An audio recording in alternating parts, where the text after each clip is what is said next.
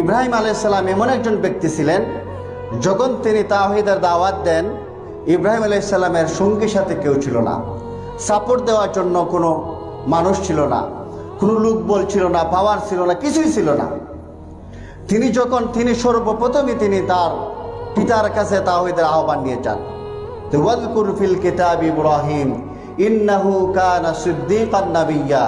স্মরণ করো এই কিতাবে ইব্রাহিমের কথা, যে ইব্রাহিম আলাইহিস সালাম ছিলেন সত্যবাদী নবী। ইয ক্বালা লিআবিহি ইয়া আবাতি লিমা তা'বুদু মা লা ইয়াসমাউ ওয়া লা ইউবসিরু ওয়া লা ইউগনি আনকা শাইআ।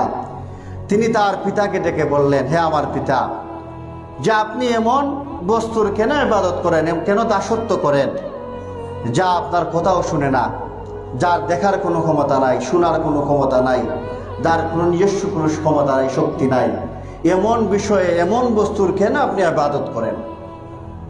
তাহলে ইব্রাহিম আলাইহিস সালামের জীবন থেকে সর্বপ্রথম শিক্ষাই হচ্ছে আপনি তাওহীদের দাওয়াত দিতে হবে, এবং দাওয়াতের ক্ষেত্রে সর্বপ্রথমে আপনার পরিবারে দাওয়াত দিতে হবে।